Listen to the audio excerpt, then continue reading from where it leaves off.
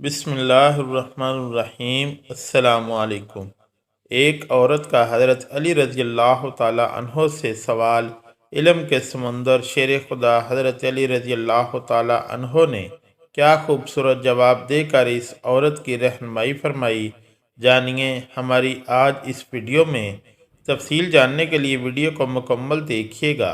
ایک عورت حضرت علی رضی اللہ تعالی عنہ کی خدمت میں حاضر ہوئی اور آ کر کہنے لگی، اے علی رضی اللہ تعالی عنہ، آپ شیر خدا ہیں۔ رسول اللہ صلی اللہ علیہ وآلہ وسلم نے آپ کو علم کا دروازہ قرار دیا ہے۔ میں آج آپ کی خدمت میں ایک سوال لے کر آئی ہوں، آپ مجھے اس کا جواب دیجیے، کیونکہ مجھے اس سوال کا جواب بڑی شدت سے درکار ہے۔ حضرت علی رضی اللہ تعالیٰ عنہ نے فرمایا، اے عورت، واقعتاً مجھے اللہ کے رسول صلی اللہ علیہ وسلم نے، میرے تایا زاد بھائی نے باقاعدہ یہ بات کہی ہے کہ میں علم کا دروازہ ہوں۔ آپ پوچھیں کہ تم کیا پوچھنا چاہتی ہو، میں تمہیں اس کا جواب دوں تاکہ تمہاری زندگی سہل ہو سکے۔ اب وہ عورت آپ رضی اللہ تعالیٰ عنہ سے کہتی ہے کہ اے علی، میں ایک شخص سے بڑی محبت کرتی ہوں اور وہ شخص مجھ سے محبت کرتا ہے۔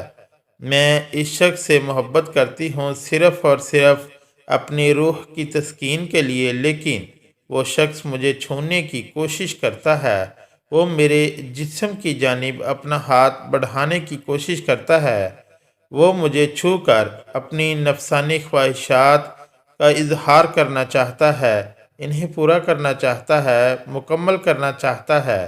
اے علی، میں پوچھنا یہ چاہتی ہوں کہ کیا وہ میرے جسم کو اگر چھو لے، اگر وہ اپنی نفسانی خواہش کو پورا کرے، اگر وہ اپنے نفس کی بھوک مٹا لے تو کیا یہ جائز ہے؟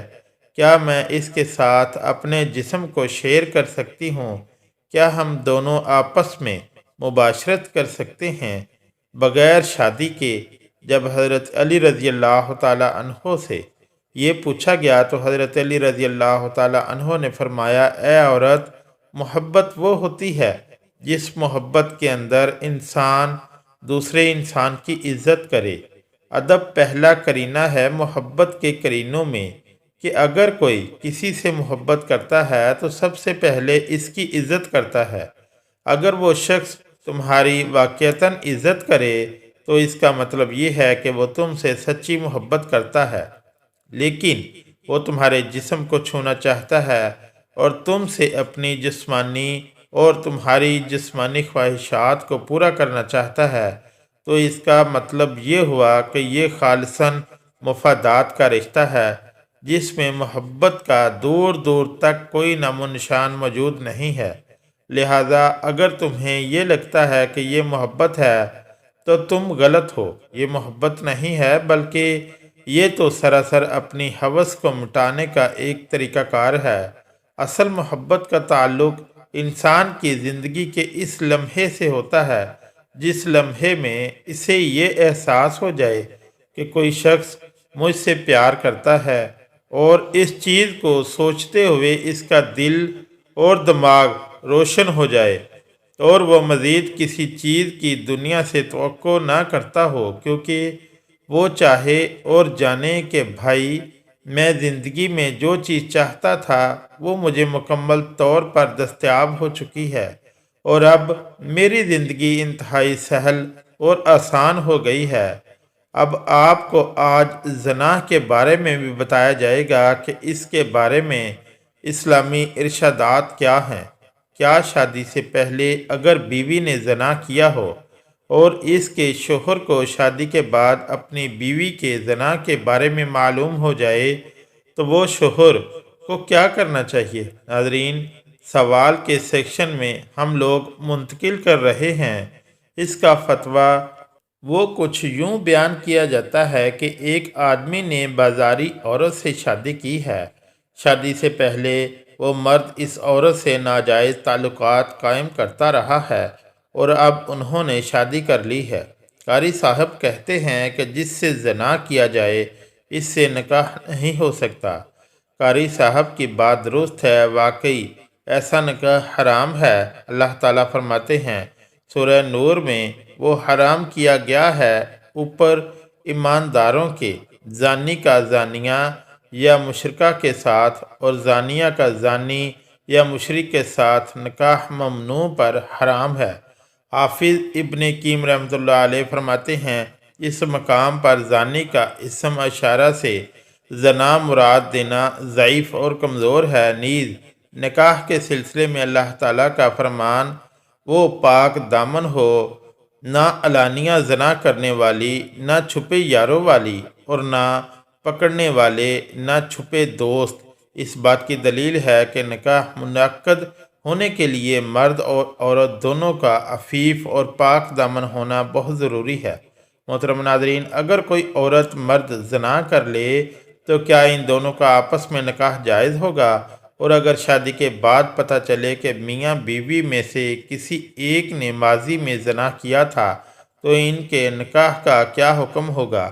بہت سی چھوٹی باتوں کی طرح ایک یہ بات بھی ہمارے معاشرے میں کم علمی کی وجہ سے مشہور ہے کہ زنا کرنے والے مرد اور عورت آپس میں نکاح کر ہی نہیں سکتے، جبکہ یہ بات غلط ہے۔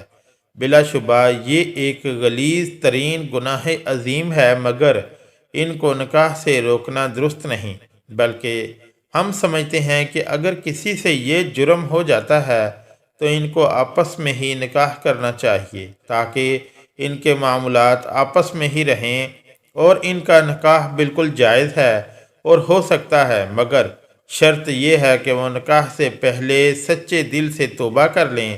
تفصیل کچھ اس طرح سے ہے: زانیہ عورت یا زانی مرد کا نکاح اس وقت تک صحیح نہیں جب تک وہ توبہ نہ کر لے، اور اگر عورت یا مرد توبہ نہیں کرتا تو ان کا نکاح صحیح نہیں ہوگا۔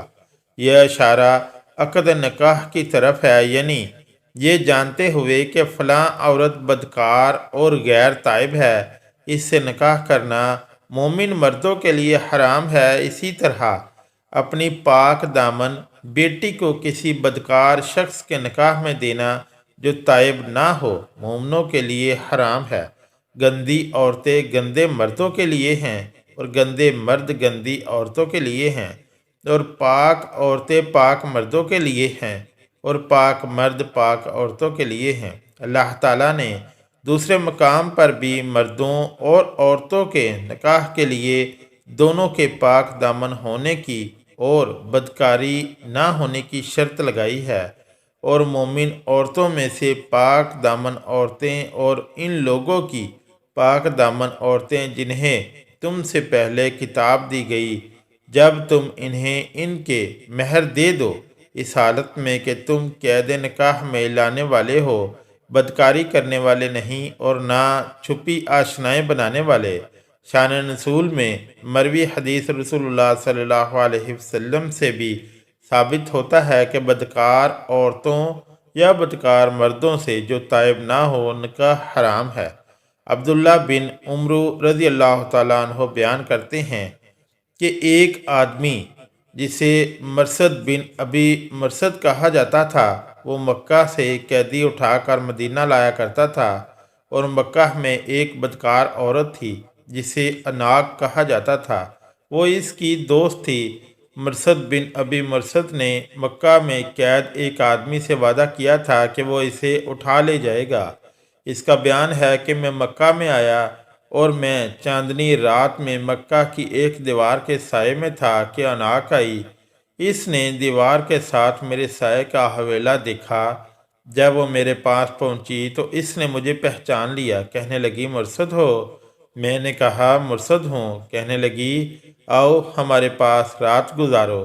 میں نے کہا عناق، اللہ نے زنا حرام کر دیا ہے۔ اس نے آواز دی خیمے والو، یہ وہ آدمی ہے جو تمہارے آدمی اٹھا لے جاتا ہے۔ چنانچہ 8 آدمی میرے پیچھے لگ گئے اور میں مکہ کے ایک پہاڑ قندمہ پر چلنے لگا، حتیٰ کہ اس کی ایک غار تک پہنچ کر اس میں داخل ہو گیا۔ وہ لوگ آئے حتیٰ کہ میرے سر پر آ کھڑے ہوئے اور انہوں نے پیشاب کیا تو ان کا پیشاب میرے سر پر گرا، مگر اللہ تعالیٰ نے انہیں مجھ سے اندھا کر دیا۔ پھر وہ واپس چلے گئے۔ میں بھی دوبارہ اپنے ساتھی کے پاس آیا اور اسے اٹھایا۔ وہ آدمی بھاری تھا، یہاں تک کہ میں اسے اذخر تک لے آیا، یعنی مکہ سے باہر جہاں اذخر گھاس تھی۔ اس کی بھاری بیڑی کھولی اور اسے اس طرح لے کر چلا کہ میں اسے اٹھاتا تھا اور وہ مجھے تھکا دیتا تھا، حتیٰ کہ میں مدینہ پہنچ گیا تو میں رسول اللہ صلی اللہ علیہ وآلہ وسلم کے پاس آیا اور کہا، یا رسول اللہ صلی اللہ علیہ وسلم، میں اناق سے نکاح کر لوں؟ میں نے 2 مرتبہ یہ بات کہی۔ پہلے تو رسول اللہ صلی اللہ علیہ وسلم خاموش رہے، مجھے کوئی جواب نہیں دیا۔ تو پھر رسول اللہ صلی اللہ علیہ وآلہ وسلم نے فرمایا، مرشد، کسی زانیہ یا مشرکہ سے، اور جو زانیہ یا مشرکہ ہے اس سے نکاح نہیں کرتا مگر جو زانی ہے یا مشرک ہے، اس لیے تو اس اناق سے نکاح مت کر۔ سنن ابو داؤد کی شرح المعبود میں لکھا ہے، اس حدیث میں دلیل ہے کہ کسی بھی شخص کے لیے ایسی عورت سے نکاح کرنا جائز نہیں جس سے زنا کا اظہار ہو چکا ہو، اور یہ مومنوں پر حرام کر دیا گیا ہے۔ زانی مرد اور زانیہ عورت سے نکاح حرام ہونے کی یہ واضح دلیل ہے۔ جب تک وہ توبہ نہیں کرتے اس سے نکاح حرام ہے، اور اسی طرح زانی مرد سے بھی جب تک وہ توبہ نہ کرے نکاح کرنا جائز نہیں۔ لیکن اگر زانی مرد یا زانیہ عورت زنا کے بعد سچی توبہ کر لیں اور اپنے گناہ پر شرمندہ ہوں تو ان کا آپس میں بھی نکاح جائز ہے، اور کسی اور کے ساتھ بھی نکاح جائز ہے۔ جیسا کہ کوئی مشرک مرد یا عورت شرک سے توبہ کر کے مسلمان ہو جائیں تو ان کے ساتھ نکاح جائز ہے مکمل۔ جس نے توبہ کی اور ایمان لے آیا اور عمل کیا نیک، یہ لوگ ہیں جن کی برائیاں اللہ نیکیوں میں بدل دے گا، اور اللہ ہمیشہ بے حد بخشنے والا نہایت رحم والا ہے۔ دعا ہے کہ اللہ تعالی ہم سب کو نیک عمل کرنے کی توفیق عطا فرمائے، آمین یا رب العالمین۔ ویڈیو اچھی لگی تو چینل کو لائک اور سبسکرائب ضرور کریں، شکریہ۔